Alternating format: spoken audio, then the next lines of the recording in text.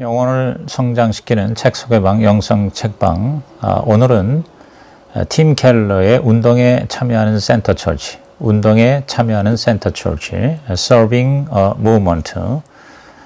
이 책을 요약 정리 소개해 드리겠습니다. 2018년 3월 초판 발행인데요. 436페이지 두란노에서 나왔습니다. 정가는 2만 원입니다.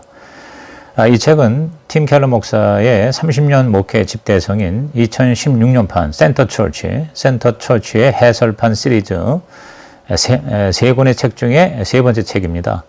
시리즈 제1권은 복음으로 세우는 센터 처치고 제2권은 도시를 품는 센터 처치였습니다.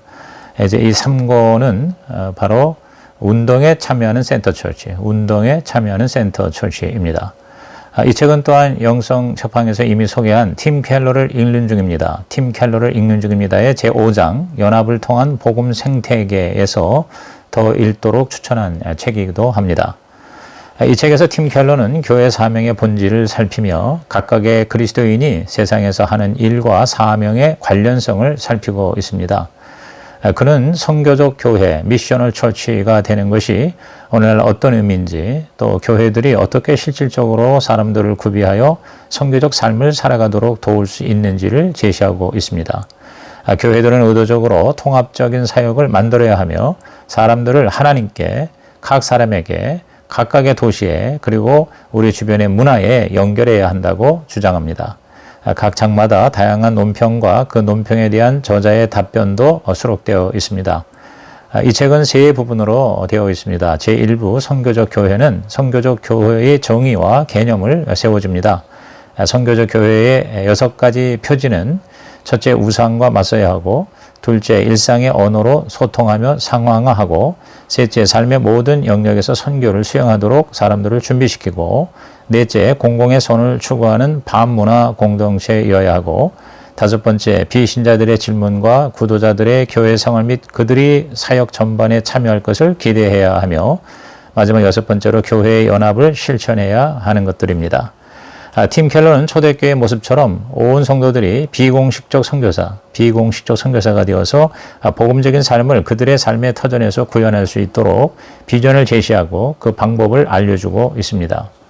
2부 통합적 사역은 선교적 교회가 되기 위한 방법으로서의 사역을 설명합니다. 첫째, 하나님과 연결하는 예배, 둘째, 사람과 연결하는 공동체, 셋째, 세상과 연결하는 정의와 자비, 넷째, 세상의 문화와 연결하는 신앙과 직업의 문화, 다섯 번째, 교회 개척 사역 등입니다. 여기서 팀 켈러는 하나님과 연결하는 것을 위해서 비신자와 신자들을 다 아우를 수 있는 예배와 설교를 언급합니다. 사람과 연결하는 공동체는 성장과 교육을 위한 것이고요. 세상과 연결하는 정의와 자비 사역은 하나님과 바른 관계를 맺고 모든 영역에서 하나님 나라를 소원하고 꿈꾸게 합니다. 세상의 문화와 연결하는 사역은 신앙과 직업을 통합하는 것입니다. 개척 사역은 교회도 살고 도시도 살게 하는 유일한 길이라는 것입니다. 이 5가지의 통합적 사역은 따로 존재하는 영역이 아니라 복음이 중심이 되어서 서로 연결되어 있습니다. 모든 형태의 사역은 복음에 의해 동기부여가 되고 복음에 기초해야 하며 또한 복음의 결과이어야 합니다. 즉 복음의 열매인 것이죠. 복음은 자연스럽게 하나님과 사람과 세상과 문화에 영향을 미치게 하는 것입니다. 3부 운동 역동성에서는 교회가 제도이면서 동시에 운동이 되어야 한다고 주장합니다. 즉 교회는 조직화된 유기체여야 합니다. 문화의 변화에 적응하지 못해서 성장이 멈춘 교회가 운동성을 가지기 위해서는 새로운 교회를 개척해야 합니다. 지역에 있는 모든 교회가 연합해서 지속적으로 교회를 개척할 때 지역의 변화를 일으키는 복음 생태계가 이루어진다고 주장하고 있습니다. 자, 그러면 이 책의 목차를 한번 읽어보겠습니다. 파트 1, 1부는 선교적 교회로서 교회는 선교적 공동체다. 1. 선교적 교회 운동의 흐름. 2. 선교적 교회 운동의 중심 잡기. 3. 모든 성도들을 선교사로 세우는 사역. 선교적 공동체에 대한 논평으로 팀 체스터의 글이 있고요. 팀 체스터에 대한 답변으로서 팀 켈러가 쓰고 있습니다. 그 다음에 파트 2, 제2부는 통합적 사역으로서 통합적인 사역을 추구하라. 4. 사역 영역들의 균형. 5. 하나님을 만나도록 연결하라. 6. 공동체를 만나도록 연결하라. 7. 지역사회를 만나도록 연결하라. 8. 일터를 만나도록 연결하라. 이 통합적 사역에 대한 논평으로 다니엘 몽고메리와 마이크 코스퍼의 글이 있고요. 이 다니엘 몽고메리, 마이크 코스퍼에 대한 답변으로 팀 켈러가 글을 싣고 있습니다. 파트 3, 즉 3부에는 운동 역동성 해서 하나님 나라의 운동에 참여하라. 9. 교회 운동인가 제도인가. 10. 교회는 조직화된 유기체다. 11. 운동 역동성에 나타나는 교회 개척 사역. 그리고 12. 도시 속에 복음의 생태계를 만들라. 운동 역동성에 대한 논평으로는 앨런 허쉬의 글이 있고요. 앨런 허쉬에 대한 팀 켈러의 답변으로 되어 있습니다. 자, 그러면 프롤로그 쪽을 한번 살펴보면요. 센터처치 신학적 비전을 나누는 그러한 일종의 서론입니다. 팀 켈러의 리드머 교회가 열매를 맺는 비결은 목회 프로그램이 아니라 보다 깊은 수준의 신학 혹은 목회 철학에 있습니다. 사역에는 두 차원이 있는데 교리와 사역 프로그램입니다. 교리와 사역 프로그램. 교리적인 기초를 하드웨어라고 한다면 사역 프로그램은 소프트웨어라고 할 수 있습니다. 팀 켈러는 그 중간을 미들웨어라고 이름을 붙이고 복음이 어느 특정한 문화와 역사에 적용되는 것이라고 설명합니다. 이 미들웨어는 교리적 신념보다는 실천적이고 방법론 즉 프로그램보다는 신학적입니다. 이것은 다른 말로 신학적 혹은 목회적 비전이라고 할 수가 있습니다. 신학적 비전은 당신의 교리를 가지고 특정 시간과 장소에서 무엇을 행할 것인지에 대한 비전입니다. 신학적 비전은 하나님의 말씀 전체를 현 시대의 세상 속으로 가져가야 합니다. 그럴 때 시대가 변혁될 수 있습니다. 이 같은 신학적 비전을 가지기 위해서는 본질적인 질문을 해야 하는데 그 질문들이 18페이지에 나와 있고요. 그리고 그 신학적 비전이 처한 위치에 대해서 교리적 기초와 사역적 형태에 쌓여 있는 모습을 19페이지에 다이어그램으로 설명하고 있습니다. 한번 열어보겠습니다. 18페이지에 복음은 무엇이며 어떻게 우리가 이것을 현대인의 마음에 다가오도록 제시할 것인가? 문화는 어떤 모습인가? 우리는 문화에 어떻게 연결되고 동시에 어떻게 도전하면서 소통을 할 것인가? 우리는 어디에 위치하고 있는가? 도심, 교회, 작은 도시, 시골, 그리고 이것이 어떻게 우리의 사역에 영향을 미치는가? 공공 영역과 문화 생산에 어떻게 그리고 얼마나 그리스도인이 참여할 것인가? 교회 안의 다양한 사역들을 즉 말씀 실천, 공동체 교육 이런 것들을 어떻게 상호 연결할 것인가? 우리 교회는 얼마나 혁신적이며 얼마나 전통적이어야 하는가? 우리 교회는 도시와 지역 안에서 다른 교회들과 어떻게 연결될 것인가? 그리고 기독교의 진리를 세상에 어떻게 제시할 것인가? 이런 우리의 신학적 비전은 교리적 기초에서 성장해 나오는 것이지만 암묵적 또는 명시적 문화 이해를 포함하며 사역에 관한 우리의 결정들과 선택들에 가장 밀접하게 영향을 미칩니다. 복음을 충실하게 재진술한 문장으로서 삶과 사역과 선교가 역사의 현 시점에서 그리고 한 특정 문화 속에서 어떤 모습을 띄어야 할지에 대한 풍성한 시사점을 포함하는 것이 신학적인 비전이다. 그래서 여기 다이어그램을 보면은 이제 맨 밑에 교리적인 기초, 이것은 무엇을 믿을 것인가? 성경에서 나온 시간을 초월한 진리들로서 하나님에 대하여 그분과의 관계에 대하여 세상에 가지신 하나님의 목적들에 대하여 그리고 그 다음 단계가 신학적 비전, 어떻게 볼 것인가?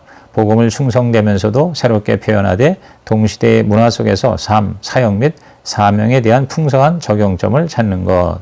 그리고 이제 사역적인 형태, 즉 프로그램, 방법론이 나오는 거죠. 무엇을 할 것인가? 어떻게 복음이 특정 지역 사회에서 특정 시대의 특정 교회 안에서 표현될 것인가? 이러한 다이어그램으로 소개되고 있죠. 센터처치 신학적 비전은 세 개의 기본적인 헌신 내용으로 요약될 수가 있습니다. 즉 복음, 도시, 그리고 운동입니다. 복음, 도시, 운동. 센터처치 시리즈의 각각의 책은 이 세 가지 헌신 내용을 다루고 있는 것입니다. 복음으로 세우는 센터처치, 즉 1권은 복음에 대한 성경적 관점을 회복할 필요성을 살펴봅니다. 또 2권 도시를 품는 센터처치는 문화의 감수성이 있을 필요성을 강조합니다. 그리고 3권 운동에 참여하는 센터처치는 왜 교회의 각 사역이 외부 지향적이어야 하는지를 제시합니다. 이 신학적 비전은 현대인의 삶에 복음을 적용하며 상황화를 하며 도시를 이해하며 문화 참여를 하며 사명을 위한 제자도를 일으키며 다양한 사역들을 통합하며 지역교회와 세계에서 운동성을 일으키는 것입니다. 이 과정을 통하여 보다 나은 사역 모델과 방법론을 선택할 수 있게 됩니다. 복음이 씨앗이라면 도시는 그 씨앗이 뿌려지는 밭이며 운동은 그로 나타난 열매의 재생산이라고 할 수 있습니다. 이 같은 파종, 경작, 추수, 파종, 경작, 추수의 복음 생태계를 통해 통합적 제자도가 가능해지는 것입니다. 그럼 제1부 교회는 선교적 공동체다. 제1장 선교적 교회 운동의 흐름, 선교적 교회 운동의 흐름. 선교적 교회, 이른바 미셔널 처치는 미시오데이, 즉 하나님의 선교와 관련이 있습니다. 즉 하나님이 이 세상의 모든 피조물을 구속하기 위해서 일하시며 그 사명에 참여하는 것이라는 거죠. 선교는 하나님의 본질 자체입니다. 삼위일체 하나님은 그 본질이 보내는 것입니다. 아버지는 아들을 세상 속으로 보내어 세상을 구원하시며 아버지와 아들은 자신을 대신해 성령을 세상 속으로 보내십니다. 그리고 이제는 성령이 교회를 세상으로 보내십니다. 그러므로 교회는 단지 선교 부서를 운영하는 데 그치지 않고 선교 그 자체가 되어야 합니다. 이 분야의 선구자인 레슬리 뉴비기는 신자들이 신앙과 직업을 통합하고 세상 속으로 들어가서 사회를 바꿀 수 있도록 교회가 그들을 훈련해야 하며 그들에게 복음을 해석해 주는 것을 교회의 중요한 역할로 삼아야 한다고 강조했습니다. 데이비드 보쉬는 뉴비긴의 미시오데이 개념을 더 발전시켰습니다. 선교는 단지 기독교라는 종교 브랜드를 전파해 등록 인원을 늘리는 것이 아니라 하나님의 우주적인 통치로 사람들을 깨우는 것이라고 주장합니다. 현대 선교적 교회 운동에서는 선교의 개념을 피조 세계를 구속하려는 삼위 하나님의 목적에 참여하는 것으로 봅니다. 크레이그 벤 겔더는 선교적이라는 단어에 네 가지 흐름이 있다고 주장했습니다. 첫째, 선교적인 것은 전도적인 것, 이벤젤리칼한 것이다.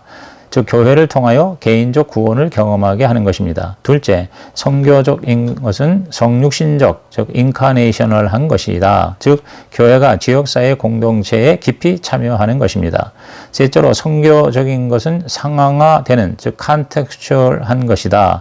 즉 교회가 세상 문화에 창조적으로 적응하는 것입니다. 넷째로 선교적인 것은 상호적, 즉 리시프로컬이며 공동체적, 즉 커뮤널한 것이다. 즉 교회가 사람을 모으는 대신 하나님이 이미 세상에서 하시고 있는 일들에 반응하는 것입니다. 하나님과 동역을 이루는 새 공동체를 이루어 사회 구조를 구원하고 세상을 치유하도록 하는 것이죠. 이와 같은 선교의 네 가지 흐름에는 중요한 공통점이 있습니다. 첫째, 지금의 시대는 후기 기독교 시대입니다. 둘째, 오늘의 교회는 문화의 포로가 되고 있습니다. 셋째, 다원주의 사회에서 복음이 상황화될 필요가 있습니다. 넷째, 교회는 일반 문화의 대조적인 반문화적 공동체가 되어야 합니다. 즉 선교는 모든 그리스도인의 직무입니다. 다시 말해 선교란 사람들을 불러 회심시킬 뿐 아니라 그들로 하여금 지역사회를 섬기고 정의를 행하도록 독려해야 하는 것입니다. 결론적으로 그리스도인의 증거는 언어와 실천 두 가지 면에서 함께 이루어져야 한다는 것이죠. 즉 개인의 회심과 사회의 개혁이 같이 가야 하는 것입니다. 선교적 교회는 도시를 즐거워하고 보살피고 도시의 발전과 주민들을 위해 기도해야 합니다. 이를 위해서는 교회들의 일치와 협력이 반드시 필요합니다. 이러한 개념은 센터처치의 신학적 비전과도 일치하는 것입니다. 제2장 선교적 교회 운동의 중심 잡기. 선교적 교회 운동의 중심 잡기. 지금까지의 선교적 교회 운동의 흐름에서 문제점들을 파악하는 것은 센터처치의 방향을 잡기 위해서 필요한 일입니다. 첫째, 선교적 교회 운동은 그 개념이 충분히 포괄적이지 않습니다. 선교적이라는 말은 전도적이라는 말 이상이어야 합니다. 이에 대해서 우리 67페이지의 인용을 한번 읽어보겠습니다. 서구에서 점점 확장되고 있는 후기 기독교 왕국을 품으려면 교회는 통상적으로 전도적이라 불리는 것 이상의 무언가가 필요하다. 다시 말해서 선교적 교회가 되어야 하는 것이다. 선교적 교회란 그 지역에 사는 비신자들이 와도 이해할 수 있는 예배를 드릴 수 있을 때 선교적이라 할 수 있다. 이는 교회가 복음으로 그리스도인들을 도전하고 변화시키면서 이루어야 한다. 교회는 교인들이 그들의 초점을 외부로 향하고 지역사회의 필요에 의해 접근할 때 선교적이 된다.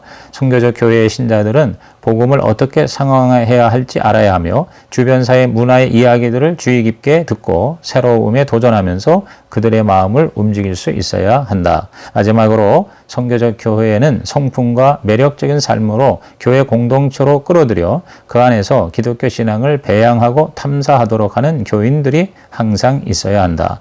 선교적 교회는 전도적인 것이다 라는 생각은 너무 협소한 것이다. 선교적 교회는 전도적인 성격을 넘어서 훨씬 그 이상의 교회이다.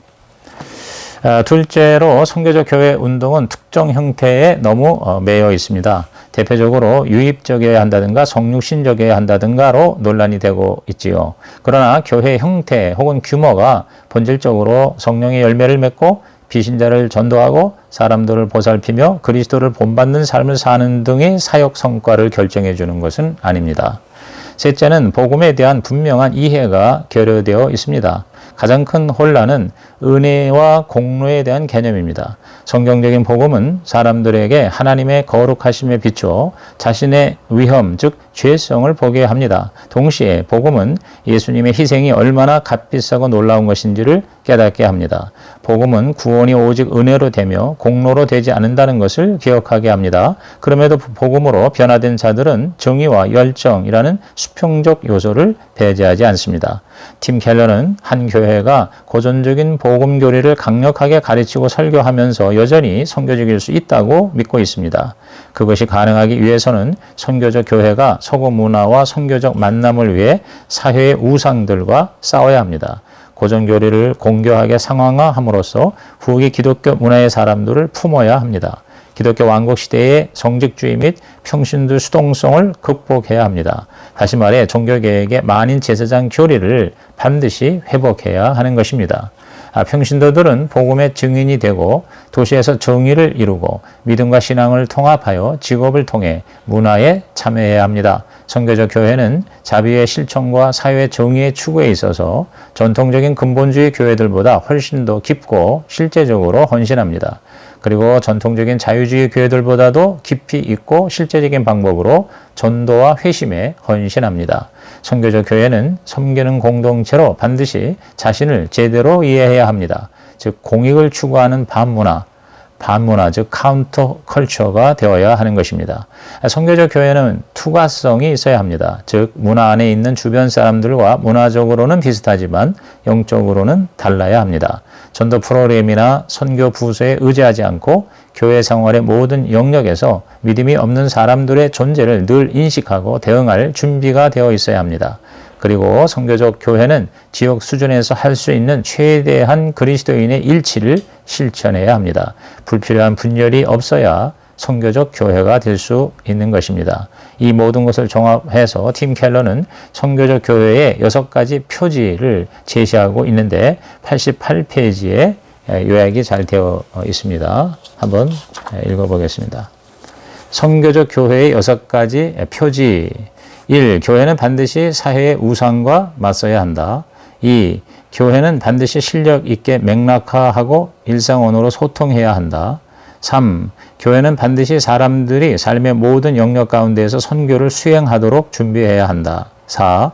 교회는 반드시 공익을 추구하는 반문화여야 한다.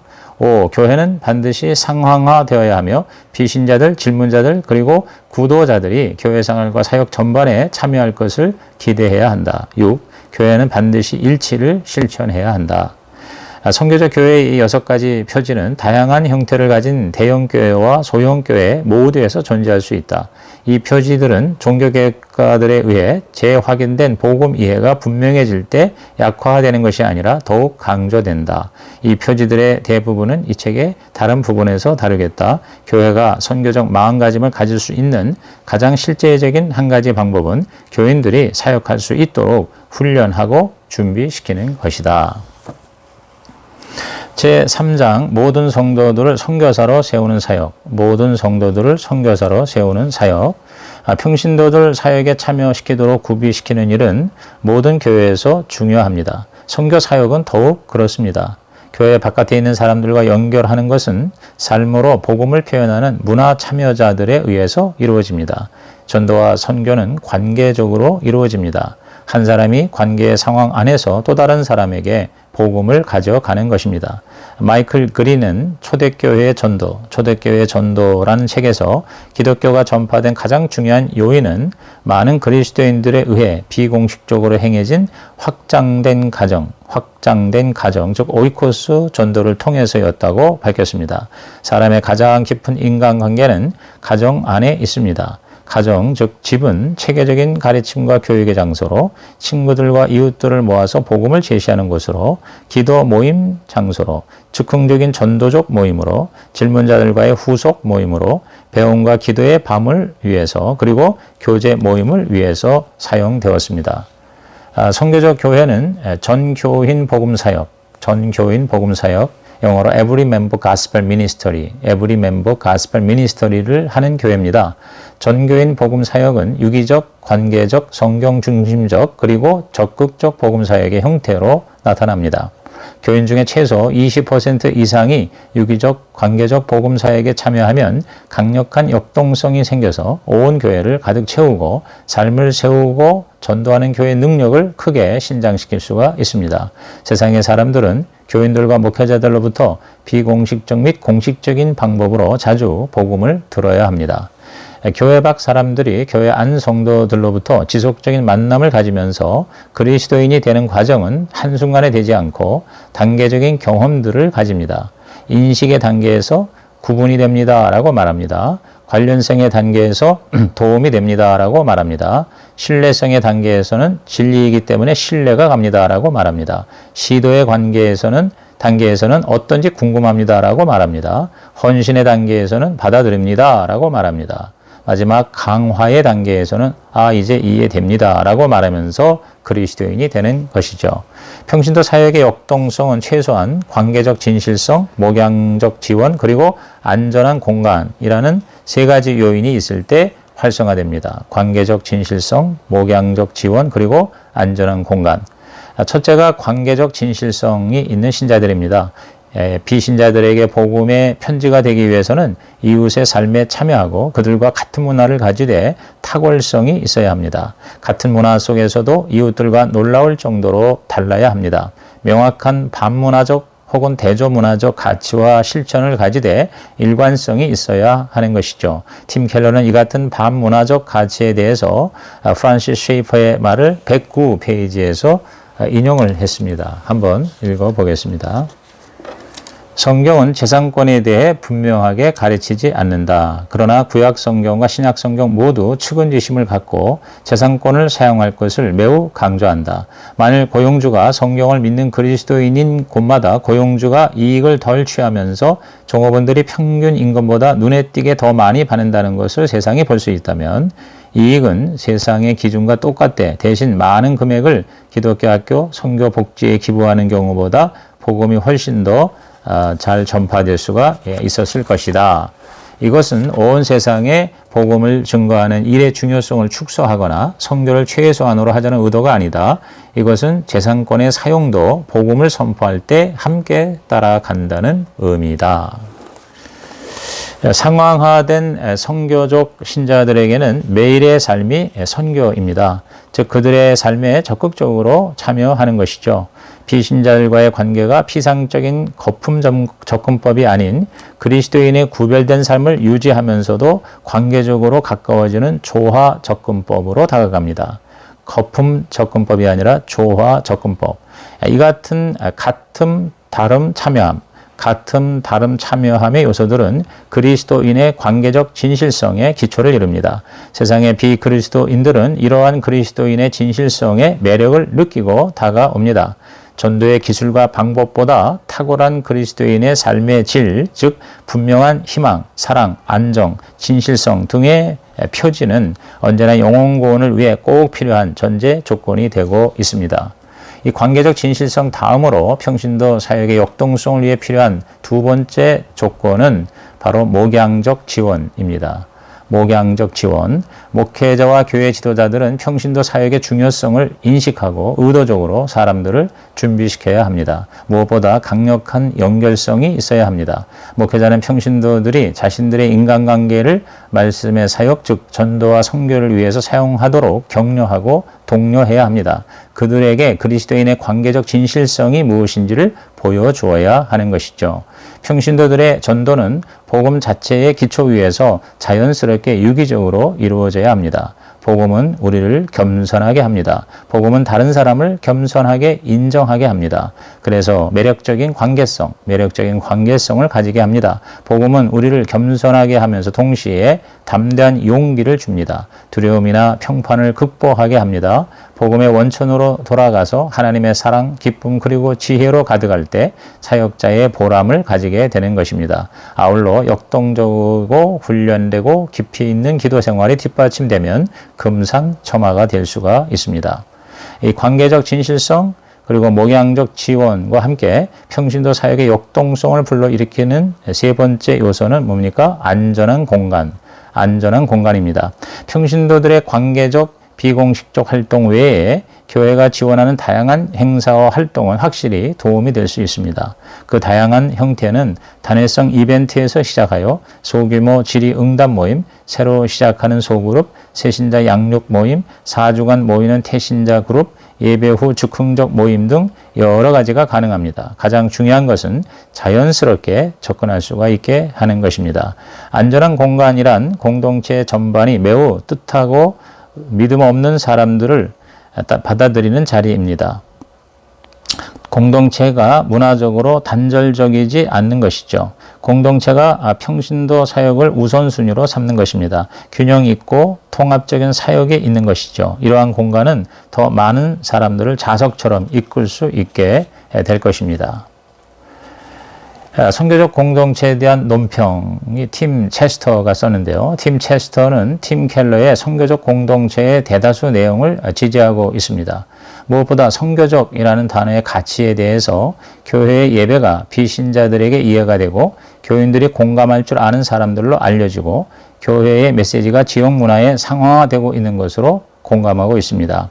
그러나 그는 교회가 세상 사회 속에 존재하는 것만이 아닌 복음의 직접적인 선포를 통한 전도가 선교의 심장이 되어야 한다고 주장합니다. 그리고 우리가 문화에 참여하는 것은 항상 십자가 중심적이어야 합니다. 새로운 생명은 새로운 구조를 통해서 오지 않습니다. 새 생명은 말씀과 성령을 통해서 옵니다. 우리는 성령의 사역을 통제할 수 없습니다. 새로운 생명은 말씀의 선포와 기도에 대한 반응으로서 하나님으로부터 오는 것입니다. 선교를 위한 선교적 문화는 강력한 성경 신학으로 뒷받침되는 문화입니다. 핵심적 선교 가치는 복음, 공동체 그리고 선교에 대한 헌신입니다. 복음, 공동체, 선교 이 세 가지 헌신은 세 가지 정체성을 만듭니다. 즉 우리는 제자들이요 가족이요 선교사들입니다. 각 정체성이 가지는 핵심 습관들이 흘러넘쳐서 복음 의도성을 가진 삶이 될 때 선교적 교회, 선교적 그리스도인이 될 수가 있습니다. 선교는 비신자들과 기독교 공동체와의 접촉을 포함해야 합니다. 선교를 세 가닥으로 된 밧줄로 이해한다면 그 세 가닥은 관계 형성, 복음 메시지 공유 그리고 공동체의 사람들입니다. 관계 형성, 복음 메시지 공유 그리고 공동체의 사람들 이것이 선교적 교회의 세 겹줄 밧줄입니다. 우리의 복음은 십자가의 복음과 하나님 나라의 복음으로 대별되고 있습니다. 십자가 복음은 죄사함과 구원을 옹호한다면 하나님 나라의 복음은 그리스도의 지배받는 삶을 주장합니다. 하나님 나라가 없다면 십자가는 부적합합니다. 그러나 십자가가 없다면 하나님 나라의 복음은 더 이상 복음이 아닙니다. 십자가와 하나님의 나라는 서로 연결됩니다. 하나님의 나라는 처음에는 비밀스럽게 오지만 마지막에는 영광스럽게 임합니다. 하나님의 나라는 왕이 그의 백성을 위해 죽는 은혜 가운데 임하는 것입니다. 그 하나님의 나라가 교회의 미래가 되어야 한다는 결론적 주장이 153페이지에 기록되어 있습니다. 한번 읽어보겠습니다. 우리는 부활하시고 승천하신 주님을 섬긴다. 그분은 하늘의 보좌에서 다스리시며 언젠가 반드시 돌아오신다. 그날까지 교회의 미래는 번드르르한 대형교회를 만드는 데 놓여있지 않으며 끝내주는 가정교회를 만드는 데 있지도 않다. 프로그램들을 개발하거나 교회 형태를 바꾸는 것과도 관련이 없다. 미래는 복음에 의해서, 복음을 위해서 변화된 신실한 사람들의 공동체에 달려있다. 일상생활의 상황 속에서 복음을 나누는 사람들의 공동체에 달려있다. 이러한 팀 체스터에 대해서 팀 켈러의 답변도 있는데요. 팀 켈러는 체스터의 선교 밧줄, 즉 관계 메시지 공동체 입교라는 이 선교 밧줄과 근본적인 선교적 습관, 즉 예배라는 가정 모임, 말씀 적용이라는 소그룹, 또 비신자를 초대하는 제3의 장소 등을 높이 평가합니다. 또한 체스터가 선교적 문화를 촉진하고 유지하는 최고의 방법으로 소개한 이야기 사용, 즉 스토리텔링의 가치를 존중합니다. 그리고 그러한 배제와 포용의 이야기, 죽음에서 생명이 나온 이야기를 복음의 주제와 잘 연결할 때 선교적 공동체를 효과적으로 구성할 수 있다고 공감합니다. 그리고 복음의 명확성을 다시 재언급합니다. 체스터가 말한 대로 복음 제시에 있어서 십자가와 하나님의 나라의 성경적 개념을 치우침 없이 균형 있게 다룰 것에 동의합니다.